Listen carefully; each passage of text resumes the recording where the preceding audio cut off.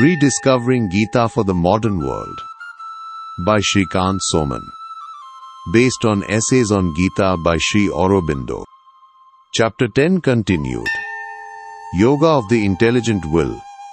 Continued from the previous episode 76, the Gita's gradual revelation from philosophy to spiritual mystery. Current episode 77. The upward path, reversing the flow of consciousness. Beyond asceticism, the Gita's path of inner renunciation. The true yoga, finding peace by withdrawing from desire.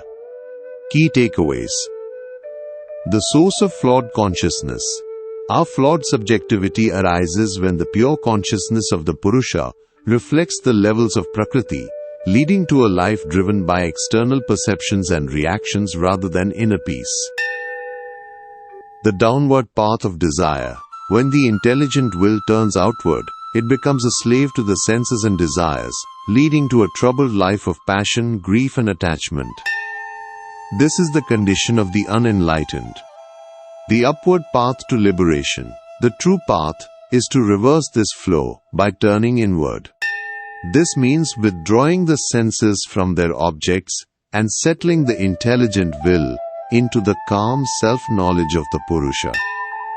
Inner versus outer renunciation. The Gita's teaching is not about external asceticism or physically rejecting the world.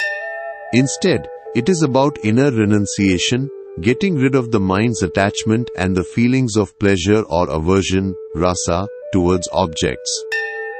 Union with the Supreme, true mastery over desire is possible by achieving yoga, a state of union with the Supreme Param. By fixing the mind and will on this inner being, its inherent delight can replace the fleeting pleasures of the senses, leading to liberation. When the pure consciousness of the Purusha reflects the levels and powers of Prakriti nature, they create our flawed subjectivity. This subjectivity is flawed because its actions depend on how it perceives the outer world and its own reactions to it. Buddhi, which is just an inert power of a non-conscious force that makes decisions, becomes our intelligence and will. Manas, the non-conscious force that grasps at what it perceives, turns into our sense perception and desire. These are the cruder, lower forms of intelligence and will, manifesting as wishes, hopes, passions, and other basic impulses. The senses then become the tools of this mind. The 5 senses for perception and 5 for action, acting as a link between our subjective and objective experiences. The remaining elements become the objects of our consciousness. This evolutionary process may seem different from what we see in material evolution. However, if we remember that even buddhi is essentially an inert non-conscious action of nature, meaning there's a non-conscious will and intelligence in everything, even an atom, and observe how non-conscious feelings and impulses exist in plants and other lower life forms, we can see that the Sankhya system aligns well with modern scientific findings. To reverse this process and evolve the soul back from Prakriti towards the Purusha, we must follow the opposite order. The Upanishads and the Gita describe this ascending order of our subjective powers. The senses are supreme over their objects. The mind is supreme over the senses. The intelligent will is supreme over the mind, and the conscious self, Purusha, is supreme over the intelligent will. Therefore, the Gita says that we must understand and become aware of this Purusha, the ultimate cause of our subjective life, by using our intelligence. We must fix our will on it. By holding our lower subjective self steady and still with the help of our greater, truly conscious self, we can defeat the restless, ever-active enemy of our inner peace, our mind's desire. There are clearly 2 possible directions for the intelligent will to take. It can either turn outward and downward, leading to a scattered focus on perceptions and desires within the 3-part play of Prakriti, nature, or it can turn inward and upward, leading to a settled peace and equality within the calm and unchanging purity of the conscious silent soul. If the will turns outward, the person becomes a slave to their senses and lives a life based on outward experiences, This is a life of desire. The senses, excited by external objects, create a restless and sometimes violent urge to seize and enjoy those objects. This powerful pull carries away the sense mind, just as a strong wind carries away a ship on the sea.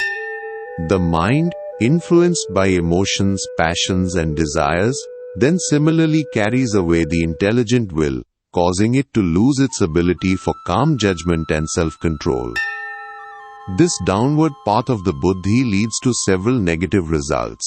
The soul becomes subject to the confusing struggle of the three gunas of Prakriti. It lives an ignorant, false, and purely sensory life, and it is enslaved by grief, anger, attachment, and passion.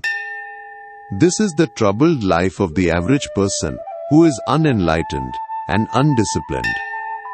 The passage concludes that guides who, like the Vedavadins, claim that sense enjoyment is the highest goal for the soul, are misleading. Our true goal is an inner subjective happiness that is independent of external objects.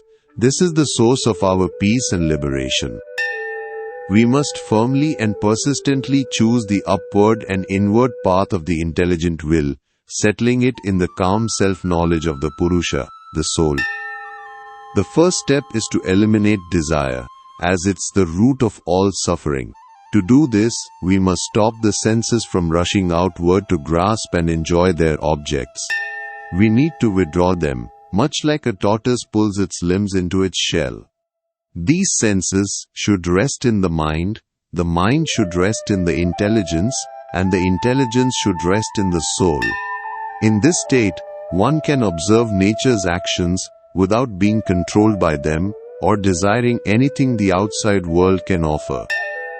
Krishna clarifies that he is not advocating for external asceticism or the physical rejection of objects, such as the rigid practices of the Sankhya's or harsh fasting.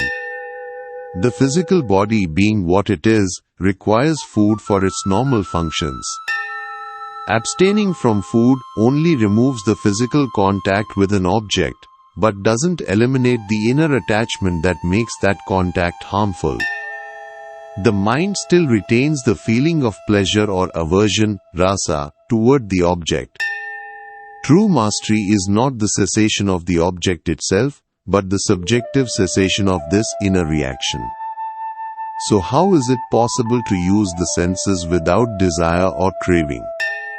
It's possible by having a vision of the Supreme Param, and by living in yoga, which is a state of union with the soul or Purusha. The soul is calm and content with its own delight. Once we see this supreme inner being and fix our minds and will on it, its delight can replace the aversions and pleasures of the mind that are tied to external objects. This is the true path to liberation.